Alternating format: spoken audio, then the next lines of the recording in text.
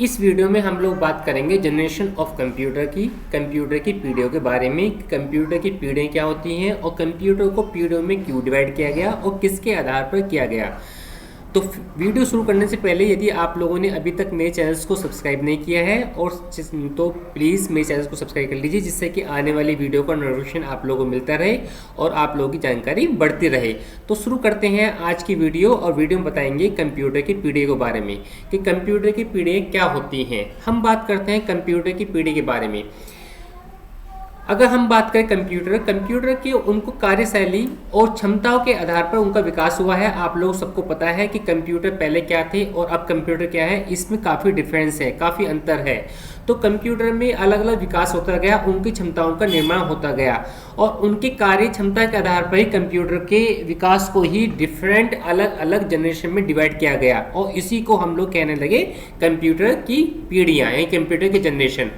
जब electronic computer का विकास सन 1946 में हुआ था तो उसके आधार पर ही कंप्यूटर की पीढ़ियों को पांच भागों में डिवाइड किया गया। कौन कौन सी मीन्स पहले पीढ़ी में कंप्यूटर किस प्रकार से यूज़ होते थे और दूसरा अब जो आज की पीढ़ी है वो उसमें कंप्यूटर में क्या क्या यूज़ होता है और किस तरह से हम लोग यूज़ करते हैं, उस बारे में हम लोग आज डिस्कस करेंगे। तो हम बात करते हैं कि कंप्यूटर में पहले प्रोसेसर का इस्तेमाल किस प्रकार होता था और सर्किट्स किस प्रकार थे और किस प्रकार के उसमें पार्ट्स थे यानी पुर्जे किस प्रकार थे। तो हम बात करते हैं कंप्यूटर की पीढ़ी के बारे में। तो कंप्यूटर का शुरू से आखिरी तक यानी कि अब तक जो विकास हुआ है उसके अनुसार कंप्यूटर को 5 पीढ़ियों में डिवाइड किया गया। पहली पीढ़ी आपकी बात करें, पहली पीढ़ी सन 1946 से 1965 तक चली है, 1958 तक। और दूसरी पीढ़ी जो चली है आपकी दूसरी पीढ़ी 1959 से 1964 तक चली। और तीसरी अगर पीढ़ी की बात करें तो तीसरी पीढ़ी 1965 से 1970 तक और 1971 से 1994 तक आपकी चली फोर्थ पीढ़ी। और फिफ्थ जनरेशन जो आपकी चली है 1965 से 1995 से अब तक जो पीढ़ी चल रही है वो 5वीं पीढ़ी के अंतर्गत आती है। अब हम बात करेंगे वन बाय वन की प्रथम पीढ़ी में क्या था, सेकंड पीढ़ी में क्या विकास हुआ, थर्ड पीढ़ी में, फोर्थ पीढ़ी में, 5वीं पीढ़ी में क्या क्या विकास हुआ, इस बारे में हम लोग अब डिस्कशन करेंगे कि आप लोगों को क्या होता है। बात करते हैं कंप्यूटर की फर्स्ट पीढ़ी के बारे में कि कंप्यूटर की फर्स्ट पीढ़ी क्या थी। कंप्यूटर की फर्स्ट पीढ़ी 1946 से 1958 के बीच में चली। अगर हम बात करें कि फर्स्ट पीढ़ी में कंप्यूटर में इस्तेमाल हुआ किस चीज़ का, वैक्यूम ट्यूब्स का। वैक्यूम ट्यूब्स यानी कि फर्स्ट पीढ़ी आपकी वैक्यूम ट्यूब के आधारित थी और वैक्यूम ट्यूब का ही इस्तेमाल होता है, जैसे कि सामने आपको चित्र में दिखाई दे रहा है कि ये वैक्यूम ट्यूब थी आपकी वैक्यूम ट्यूब। वैक्यूम ट्यूब में क्या था, वैक्यूम ट्यूब लाइक एक बल्ब की तरह शेप के थे और वैक्यूम ट्यूब का ही फर्स्ट पीढ़ी में इस्तेमाल हुआ। और जो फर्स्ट पीढ़ी में आपका कंप्यूटर बना था उस कंप्यूटर का नाम था इनैक यानी कि electronic numerical integrator and calculator, इसका पूरा नाम था। इनैक कंप्यूटर जो था आपका वो पूरा वैक्यूम ट्यूब के ऊपर था। और वैक्यूम ट्यूब का जो आपके ऊपर जो कंप्यूटर था इनैक, उसका आविष्कार इन्होंने जेपी कर्ट ने और JW मोशले ने इसका विकास किया था। अगर हम बात करें कि वैक्यूम ट्यूब का क्या था, वैक्यूम ट्यूब जो हम लोग फर्स्ट कंप्यूटर में यूज़ करते थे उसमें बहुत ज़्यादा गर्मी निकलती थी और आकार में बहुत बड़े थे और बहुत गर्मी निकलती थी। तो उसमें क्या होता था कि और प्लस कंप्यूटर शुरू होने में बहुत ज़्यादा समय लेते थे। तो साइंटिस्ट लोगों ने उस वैक्यूम ट्यूब को चेंज करके उन्होंने एक नए जनरेशन का निर्माण किया।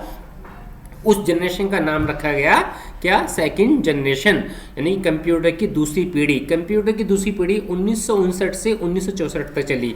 और सेकंड जनरेशन में आपकी चली ही कौन सी, क्या चला सेकंड जनरेशन में चला आपका ट्रांजिस्टर का विकास हुआ, यानी कि सेकंड जनरेशन पूरी तरह से ट्रांजिस्टर के ऊपर डिपेंड थी।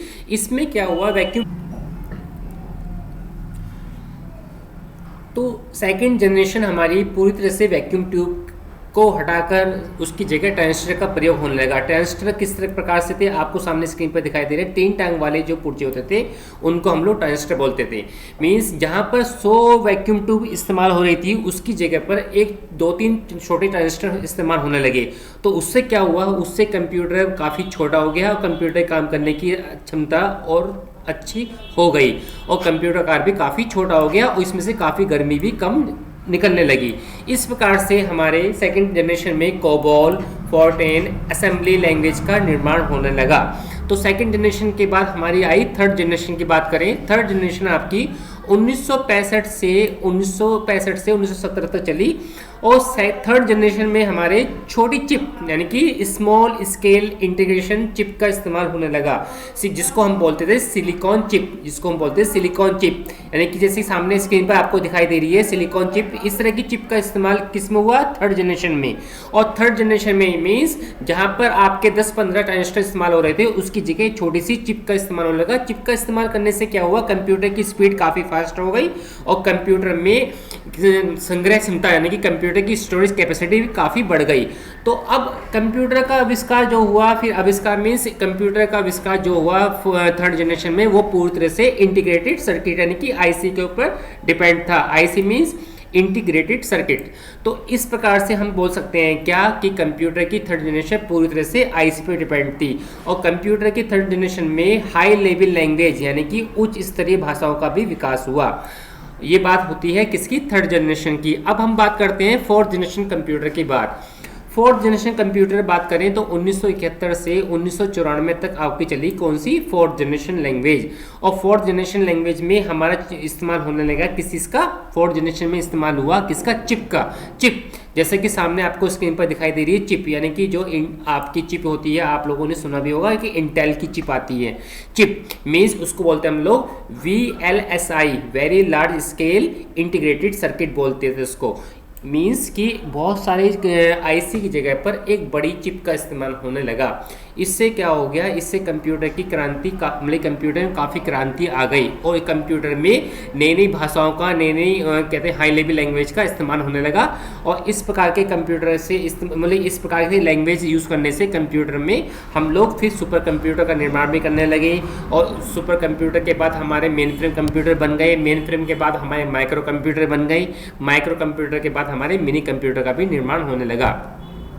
तो जहाँ पर काफ़ी सारे ट्रांजिस्टर का इस्तेमाल हो रहा था उसकी जगह हम लोग यानी साइंटिस्ट लोग एक एकल चिप यानी कि सिंगल चिप का यूज़ करने लगे। ये बात होती है फोर्थ जनरेशन बात की कि फोर्थ जनरेशन लैंग्वेज में क्या हुआ। अब बात करते हैं फिफ्थ जनरेशन लैंग्वेज की कि फिफ्थ जनरेशन लैंग्वेज 1995 से अब तक जो आपकी पीढ़ी चल रही है वो चल रही है पाँचवीं पीढ़ी।